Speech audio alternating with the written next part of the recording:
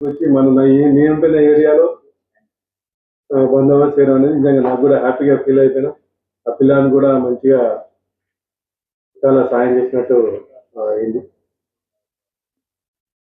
So మెయిన్గా మీకు రెగ్యులర్గా తెలిసిందే ఇది డ్రగ్స్ యాంటీ డ్రగ్ మీద ఇది ఒకటి అవేర్నెస్ ప్రోగ్రామ్ కంటిన్యూ అవుతుంది. 26th జూన్ అనేది ఇంటర్నేషనల్ యాంటీ డ్రగ్ డే అని. ఆ సందర్భంగా ఈ వీక్ డేస్ మొత్తం అన్ని అవేర్నెస్ కల్పించాలని చెప్పి సిపి సార్ సంపీత్ సింగ్ సార్ ఈ ప్రోగ్రామ్స్ కండక్ట్ చేయాలని చెప్పి చెప్తున్నారు. సో ఎవ్రీడే ఒక్కొక్క ప్రోగ్రామ్ ఒక్కొక్క కాలేజీలో ఇలా చేసుకుంటూ వెళ్తున్నాం. సో ఈరోజు ఇక్కడికి రావడం జరిగినది. మెయిన్గా తెలిసేదే మన ఇన్స్టిట్యూట్ పరిసరాల్లో కొంతమంది ఈ యాంటీ సోషల్ ఎలిమెంట్స్ వాళ్ళు వచ్చి ఈ విధంగా కొన్ని చాక్లెట్స్ రూపంలో కానీ ఈ గంజాయి అదర్ స్టేట్స్ నుంచి ఇలా ట్రాన్స్పోర్ట్ చేసుకుంటూ వచ్చి ఇక్కడ మన స్టూడెంట్స్కి కొద్దిగా ప్రేరేపించి వాళ్ళకు అమ్ముతున్నారు. ఇప్పటికి కూడా ఇంకా కేసులన్నీ నమోదు అయితేనే ఉన్నాయి.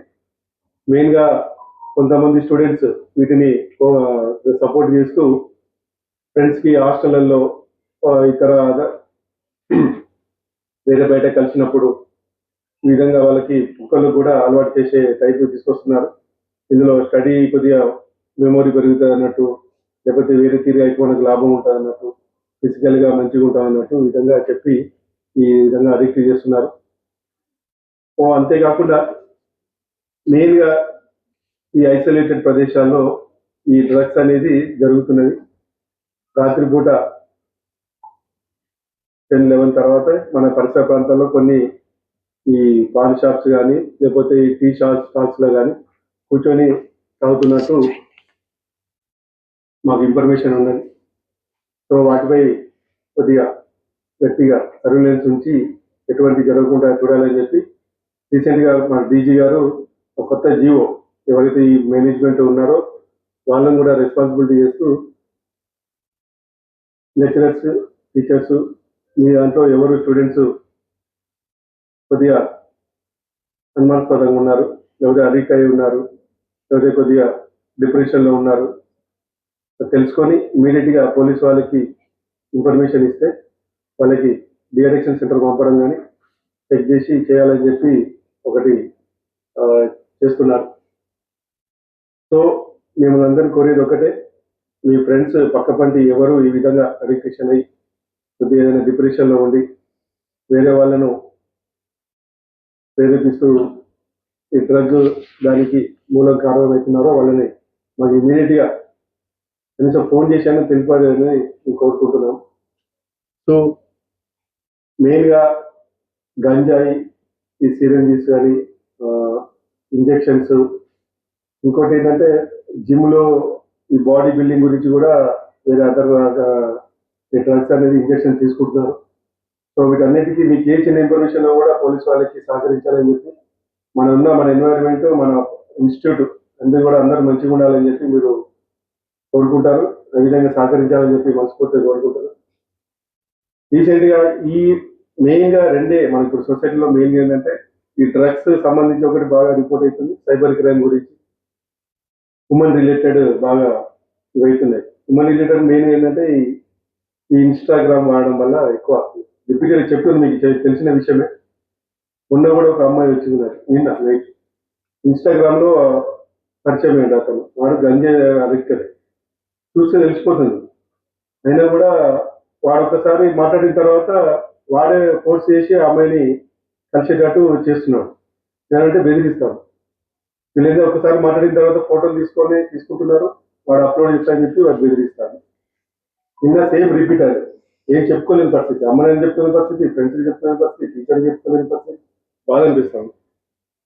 ఇన్స్టాగ్రామ్లో ఏముంటుంది చెప్పండి, మనకి రిలేటెడ్ అది చదువుతున్నాం అనవసరమైన విషయాల గురించి రీల్స్ చూస్తూ అవన్నీ లైక్ చేయడం వల్ల వాడు ఎవడో అందులో చూస్తోడు, ఎవడు చదువుకుంటోడైతే నా తెలిసేది అందులో చూడరు. నా తెలిసేది వాటికి మాత్రం ఎవడు టైం వేస్ట్ చేయడు, బాగుపడాలని అంటాడు.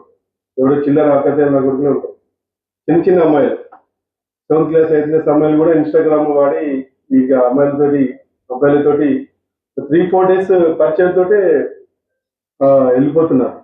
రీసెంట్గా మీకు చెప్పాను, నేను చాలాసార్లు చెప్పినా. నేను 7th క్లాస్ అమ్మాయి కూడా వెళ్ళింది. తల్లిదండ్రులు కూడా కనీసం చూడట్లేదు, వాళ్ళ సెల్ ఫోన్లు ఏం వాడుతున్నారు, ఇన్స్టాగ్రామ్ ఎందుకు వాళ్ళకి అవసరం అని అప్పుడు చిన్నపిల్లలు మీకు కూడా అవసరం లేదు ఆ విషయం. అవసరమా? వినండి, అంటే మీకు ఇంతగానో చెప్పాల్సిన అవసరం మాకేం చెప్పాలి? ప్రతిసారి అవేర్నెస్ ప్రోగ్రామ్ పెట్టాల్సిన మాకు అవసరం ఏంటంటే మీ బాధ్యత ఎవరు? మాదా బాధ్యత? ఎందుకంటే మాకు ఇంత మా పనులు మాకు వదిలిపెట్టి ఇక్కడికి రావాల్సిన అవసరం ఏంటి? మీ భవిష్యత్తు మంచిగా ఉండాలని కదా. మీ తల్లిదండ్రులు ఇంత కష్టపడి ఎక్కడి నుంచో ఊళ్ళో నుంచి వచ్చి ఇక్కడ కష్టపడి చదువుతూ ఉంటారు. మీ అమ్మ నాన్న అక్కడ కష్టపడి ఇక్కడికి డబ్బులు పంపిస్తూ ఉంటారు. ఇక్కడ హాస్టల్లో ఉంటా ఉంటారు. రాత్రి పూట అంతా చిల్లరగా తిరిగి అక్కడ రోడ్ల మీద చిట్చాట్ చేస్తూ ఉంటారు. మాకేమవసరం రాత్రి పూట నిద్ర లేకుండా తిరిగి మిమ్మల్ని పంపించి హాస్టల్ పడుకోకుండా చదువుకోకుండా. సో మీ సెల్ఫ్గా మీకు ఉండాలి. మీరు మీ తల్లిదండ్రులు ఎప్పుడు గుర్తుపెట్టుకోవాలి. సో మీరందరూ ఈ యాంటీ డ్రగ్కి మరియు పోలీసులకి ఏ చిన్న యాంటీ సోషల్ ఎలిమెంట్స్ జరుగుతున్నాయని మీ దృష్టికి వస్తే స్థానిక పోలీసులకి లేకపోతే డైరెక్ట్ ఫోన్ చేసి చెప్తారని మనస్ఫూర్తిగా కోరుకుంటున్నా. ఈ అవకాశం ఇచ్చిన వారికి మీ అందరికీ ధన్యవాదాలు. సో రిపీటెడ్గా వస్తుందని చెప్పి బోర్ కాకండి. ఇది మీ భవిష్యత్తు. ఒకసారి డ్రగ్స్కి అలవాటు అయిపోతే మళ్ళీ జీవితం ఇంకకి రాదు. సో ఒకసారి మనం భవిష్యత్తు పక్క ట్రాక్లోకి వెళ్ళిపోతే మాత్రం మళ్ళీ మనం కోలుకోవడం కష్టం. ఇవన్నీ అంటే మేము చూసి వచ్చినాం కాబట్టి ఇవన్నీ చూస్తున్నాం. డైలీ వైజ్ పోలీస్ స్టేషన్లో రిపోర్ట్ అయ్యే కేసులో చూస్తాం. అమ్మాయి వస్తుంది, మిస్సింగ్ అవుతుంది. మిస్సింగ్ మా దగ్గర మేజర్ 50% మిస్సింగ్ కేసులు, అమ్మాయి మిస్సింగ్ కేసు. మెయిన్ ఏంటంటే కాలేజ్ అయిపోగానే ఇవన్నీ ఎలోపులని అవుతున్నాయి. 50% కేసులు మిస్సింగ్ కేసులే. సో అర్థం చేసుకోండి అమ్మాయిలు. మామూలు అంటే బయట సొసైటీ కరెక్ట్ లేదు. మీ మీద నమ్మకంతో మీ తల్లిదండ్రులు ఇక్కడికి పంపించారు. ఆ నమ్మకాన్ని కరెక్ట్గా వాళ్ళకు భరోసా ఇవ్వండి. బాధ్యతగా ఉండండి. సొసైటీ బాధ్యతగా ఉండి మాకు సహకరిస్తారని చెప్పి మనస్ఫూర్తిగా కోరుకుంటున్నాను.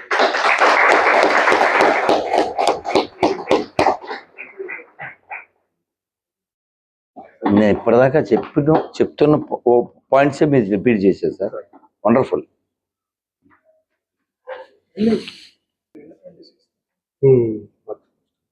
మళ్ళీ వచ్చా. థ్యాంక్ యూ సార్ శివకుమార్ గారు. 28 సార్ మీ పరిధిలోకి వస్తుందా?